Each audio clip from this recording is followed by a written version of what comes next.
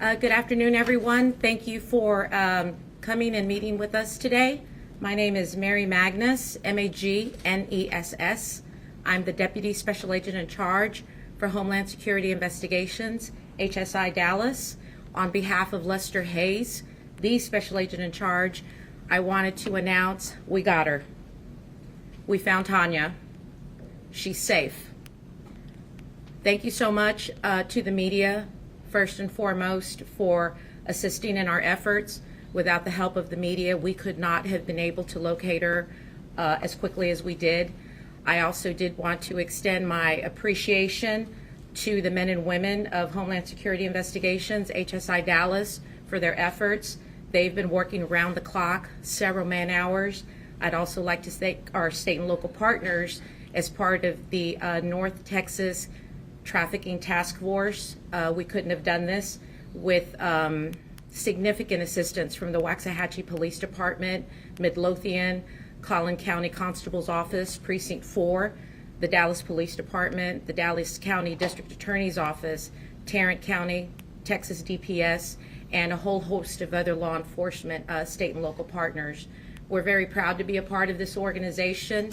And again, we could not have gotten this accomplished. There were several men and women on the ground night and day to get this effort taken care of. We're glad to say we've got Tanya. We're going to be providing as many services as we can to help her. I'm going to turn it over to Lieutenant Joshua Oliver. He's with the Waxahachie Police Department. And then we will turn it over to Group Supervisor John Perez for any questions that you guys may have. But thank you again. We do appreciate everyone's help in making sure that we've got this young lady located and making sure that she's safe. Okay? Thank you. Lieutenant?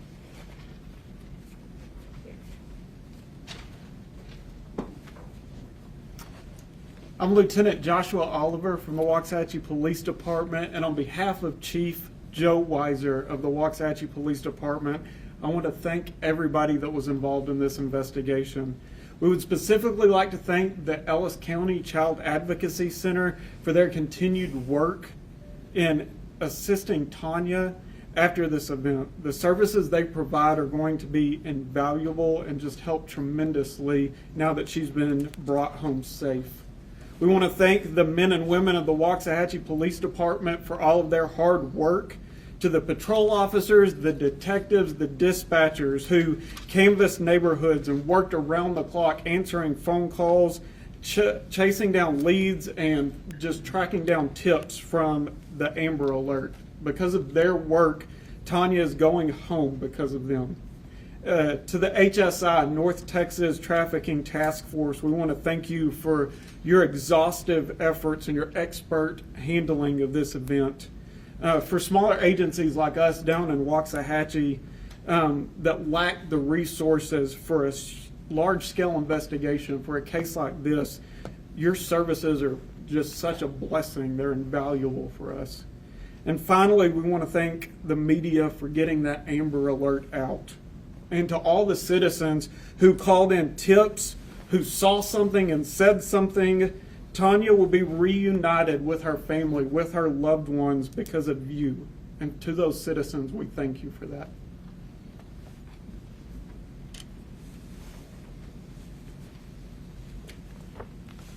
Good afternoon, everybody. My name is John Perez. I'm a Supervisory Special Agent over the HSI Dallas-led North Texas Trafficking Task Force. I'm going to provide just a little bit of detail before we open it up for questions. So I supervise the North Texas Trafficking Task Force, which is a partnership led by HSI with about a dozen state, federal, and local agencies from around the DFW metropolitan area. Our task force was created, designed, and built to conduct proactive investigations. We have a vast amount of resources that can provide real-time intelligence, technology, and manpower to work investigations such as this. Our task force is built on the victim-centered model that is adopted by HSI nationwide. What that means is we will do everything we can to place a victim into safety above all else in an investigation. The task force is here to assist our state and local partners whenever asked. So when Waxahachie PD reached out to us, we immediately responded to their call and brought our resources and everyone together to help out. Again, HSI has a vast amount of resources nationwide. Specifically to this rescue this morning of Tanya, this is still an ongoing investigation. We're still working leads from the recovery this morning. She was recovered in South Dallas with the assistance of the Dallas Police Department. We got to her location this morning based on an anonymous tip that was provided to the Waxahachie Police Department this morning. Upon receipt of that tip, we immediately contacted HSI Dallas task force officers with the Dallas Police Department, who responded with patrol units in South Dallas. Patrol units conducted a canvass of the hotel where she was recovered, and we were able to find her inside a hotel room. So as of right now, Tanya is safe. She's being provided services by the Ellis County Child Advocacy Center, as well as HSI Dallas partner non-government organizations and victim service providers. Again, the case is ongoing, so the amount of details we can provide are very minimal, but at this point, I'm happy to answer any questions with myself or Lieutenant Oliver. Were there any arrests made, sir, in connection with her being rescued? Is that a right word to use? At this time, it is just a rescue. No arrests have been made. Is this the same Is this the same location she was found last summer? No. You can't say if anyone was found in the room with her, She was found by herself. by herself in that one room. Yes, sir. Is this, can you say, a runaway case? Is it a child trafficking case? At this point, it's ongoing, and we're trying to identify leads and work through those leads to build the best investigation we can. There had to be, oh, go ahead, I'm sorry. There were 2 arrests after her last Amber Alert was issued and she was found. Is there any indication that this time it's connected to that case? Is it separate? So at this time, there's no connections to the July case. This is a standalone incident, and we're investigating it as such. Have you determined how she was able to travel from Waxahachie, Ellis County? That's part of what we're working through right now. Can you tell us what led you to Denton, sir? So we had received another tip yesterday after the Amber Alert went out. Again, as Deputy Special Agent in Charge Magnus said, when that Amber Alert went out, the media sprung into action and spread this all across the Metroplex. We had received a valid tip yesterday, and we worked that diligently. As you guys saw at the command post we had set up in Denton to track that down. Upon termination of that tip, Tanya was not with the person of that tip, and new information and intelligence had come in, leading us to believe that she'd actually gone back to South Dallas. Is the hotel where she was found at, is it known, does it have a history? Is it known for trafficking, prostitution, anything? The hotel is located in a high crime area of Dallas. What time did you find her? What time did that tip come in? What time did you find her? Can you put those together for us this morning? Tip came about 7. No, it was probably about 9:30 this morning. Yes, the tip came in about 9:30, and we had her recovered within about an hour. Can you describe the moment that you guys either went through the door or knocked on the door, and how was she in her mood, or can you give us a little insight to Yeah, that? when the officers knocked on the door, she opened the door. She was cooperative with law enforcement. There was no altercations or confrontations with her. They immediately took her into safety and escorted her out of that area back to the Dallas Police Department headquarters, where we could make sure she was safe. Did she mention if she was with anybody else at the time?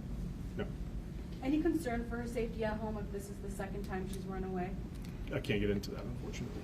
Clearly, as a 12-year-old, she didn't do this on her own. You must be looking for someone else. Can you extrapolate on that at all? We're continuing to work the investigative leads that we have. That's all I can say at this point, just because it's an ongoing case, and we don't want to compromise anything we have. I actually went to the home, spoke to the family through the door. Is there any concern that, the family handling her, being that this is the second case that she's been involved with? So Second Amber Alert. We're going to work with the Ellis County Child Advocacy Center and all of our non-government organization victim service providers to get her the resources that she needs, any treatment that she needs to ensure her safety going forward. We hear so much about human trafficking. A few months ago, you'll recall the young girl holding up the sign for help at her car door of her abductor. To have this result 48 hours after her disappearance, sir, what does that do internally for you and the men and women working in this department? This is a testament to the partnerships that the North Texas Trafficking Task Force has built and what we're built upon. As you can see on the screen, there's a myriad of agencies that were out there with us. We were working nonstop for the last 48 hours to ensure that we got to this positive result, not only for Tanya, but for her family, and to show the community that HSI Dallas stands ready to help anyone and everyone. Trafficking traverses all races, ethnicities, genders, and socioeconomic classes, and HSI Dallas doesn't discriminate. It doesn't matter where the victim comes from, what her upbringing was, anything like that. We are going to respond when asked. Thank you. And I'm sorry, and just so that you're aware, that is a national priority That's a national priority for Homeland Security investigations. We do have international offices where we do work with our foreign government partners as well. So in addition to it, just being a domestic issue, it's also a global issue. And we take it very, very seriously. The exploitation, the trafficking, and all of that is a priority to Homeland Security investigations as a whole. So it's safe to say that the trafficking task force is still working on this case? Yes, ma'am. We are still pursuing other leads and other investigative means. If we have any updates, we'll release those through our public affairs officer. Is CPS involved or any other agency? All of that's being coordinated by the Ellis County Child Advocacy Center. So we are a law enforcement agency. We make sure that we leverage our partners that have the expertise in the aftercare of a victim. The case with us does not stop upon recovery. We have to engage with those services to ensure that we provide those that we rescue, recover, and identify as any victim of any crime, that they're provided with those services to ensure the best end result at the end of the day. And we know this is a very sensitive case given her age, the condition she was found. I mean, our great job, and our heart goes out to this little girl. Guide us as media. Should we take her picture and name off of our stories? Is she a sexual assault victim? At this point, she's recovered and she's safe. I think at this point we can take her name and pictures off, not because she's a victim of exploitation, but just that way she can begin her process of healing. She is a child, she is in school. Her picture being all over social media was great to identify her, but in order to protect her privacy going forward and help her reintegrate back into a normal life, it would probably be the best option for her. But I'll defer to the media on the preference on that. At this point, we're going to continue our investigation and take it where it leads us. But as Deputy Sack Magnus said, she's safe. That was the end goal of the operation today. And Seeing also, no other question. one more. I'm so sorry. Can you guide us on what kind of resources would be available to these kind of victims? The Ellis County Child Advocacy Center is working on that. Can you just kind of give us a little bit of insight on that? So the Dallas-Fort Worth area has a plethora of victim service providers that are all non-government organizations. Anything from mental health to drug addiction to sexual exploitation, there's a wide range out there. So we leverage those resources to identify exactly what any victim's needs are. Not specific to this case, whatever that victim needs, we'll find the right organization that can provide those services.